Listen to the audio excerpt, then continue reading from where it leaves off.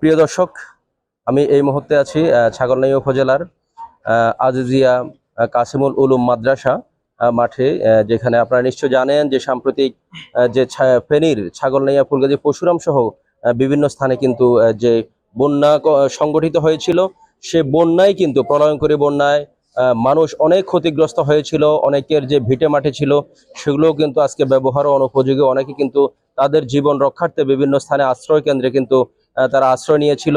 পরবর্তীতে যখন বন্যা নেমে যায়, বন্যা 8 থেকে 10 দিন পরে, এরপরেও কিন্তু মানুষ তার যে গৃহে যখন গিয়েছিল তখন কিন্তু তার মাথা গোঁজার ঠাঁই ছিল না, এবং সে যে খাবার খাবে, যে অন্য খাবে, খেয়ে জীবন ধারণ করবে, ওই অবস্থা কিন্তু অনেকে ছিল না। তাদের ঘরে রক্ষিত চাল ধান সহ নিত্য ব্যবহার্য যেসব জিনিস ছিল সেগুলো কিন্তু নষ্ট হয়ে গেছে।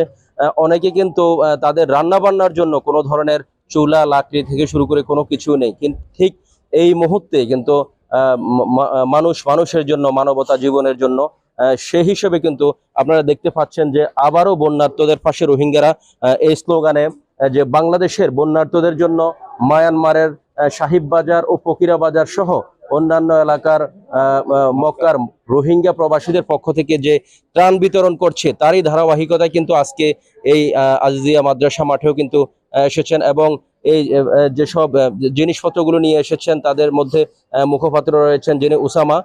তো তিনি আমাদেরকে জানিয়েছেন যে আমরা কিন্তু প্রতিবারের ন্যায় কিন্তু আজকে এখানে এসব জিনিসপত্র নিয়ে এসেছি। আমরা দেশের বিভিন্ন ক্রান্তিকালে কিন্তু মানবতার পাশে দাঁড়াই, মানুষের পাশে দাঁড়াই, তারই ধারাবাহিকতায় কিন্তু আজকে আমরা এখানে প্রায়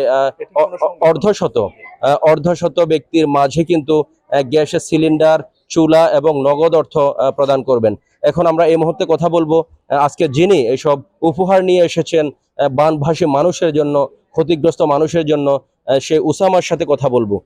এই যে আপনারা আজকে এগুলা নিয়ে আসছেন, এগুলা কোথা থেকে নিয়ে আসছেন বা কিভাবে এই আয়োজনটা করেছেন? আয়োজনটা হলো মূলত, এটা কোনো সংগঠন না, প্রথমত বুঝতে হবে এটা সাধারণ মানুষদের পক্ষ থেকে। এটা বাংলাদেশে যেহেতু বন্যায় কবলিত অনেক মানুষ রয়েছেন, সবাইকে তো রোহিঙ্গাদের পক্ষে দেওয়া সম্ভব না। অন্য অন্য সংগঠনরাও রয়েছেন, আমরাও যতটুকু পারা যায় বিভিন্ন মানুষ থেকে কালেক্ট করে এখানে নিয়ে আসার জন্য চেষ্টা করছি।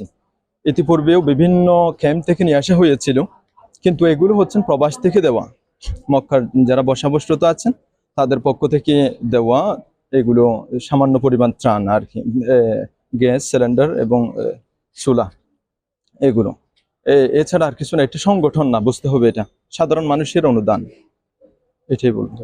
সৌদি আরবের যে মক্কায় বসবাসরত যেসব নাগরিক বৃন্দ রয়েছেন তাদের কিন্তু কষ্টার্জিত অর্থের বিনিময়ে কিন্তু তারা এইসব অর্থ মানবতার জন্য, মানুষের কল্যাণে কিন্তু দান করে থাকেন।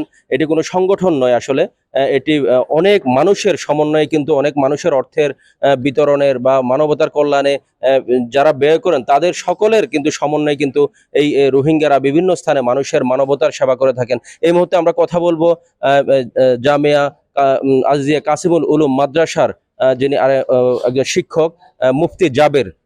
আমরা আপনার কাছে জানতে চাইবো আজকে যে মহৎ উদ্যোগ, এটি আপনারা কার জন্য এবং কিভাবে আয়োজন করেছেন? আলহামদুলিল্লাহ, আমাদের এই যে বৃহৎ ছাগলনাইয়ার মধ্যে বন্যা কবলিত এলাকা যারা একদম ক্ষতিগ্রস্ত, আমরা খুব কষ্টের মাধ্যমে লিস্টটা করা হয়েছে যে যাদের বাড়ির মধ্যে সিলিন্ডার নাই, গ্যাস নাই, খানা ফাঁক করে খাইতে পারতেছে না, অন্যের বাড়ি থেকে খাইতেছে, তাদের জন্য আমরা প্রায় পুরা ছাগলনাইয়ার যত গ্রাম আছে, নোয়াখালী দাগনবিয়া পর্যন্ত, এখান থেকে পর্যন্ত লিস্ট করা হয়েছে। তাদের হাতে এই জিনিসটা পৌঁছে দিব যেন তারা আমাদের রোহিঙ্গা ভাইদের জন্য দোয়া করে। তারা যে মজলুম, এই জুলুম থেকে আল্লাহ তাআলা তাদেরকে যেন হেফাজত করে, তারা নিজ দেশের মধ্যে যাইতে পারে, তারা সেদিন দোয়ার জন্য আসছে। জায়গা মতো পৌঁছানোর জন্য তারা আমাকে দায়িত্ব দিয়েছে, সেইভাবে আমি কাজটা করার চেষ্টা করেছি, বাকিটা আল্লাহর হাতে।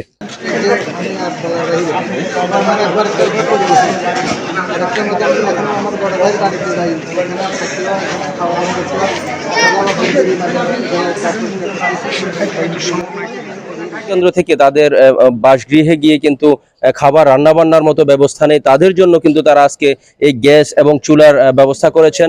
এবং শুধু ছাগলনাইয়া নয়, ফেনীর প্রত্যন্ত অঞ্চলে যেখানে সবচেয়ে বেশি ক্ষতিগ্রস্ত বানভাসী মানুষরা কষ্টে আছেন, তাদের জন্যই কিন্তু তারা খুঁজে খুঁজে লিস্ট করে কিন্তু প্রকৃত ব্যক্তি যারা প্রকৃত পাওনাদার তাদেরকে লিস্টের মাধ্যমে কিন্তু আজকের এই উপহার সামগ্রী প্রদান করা হচ্ছে।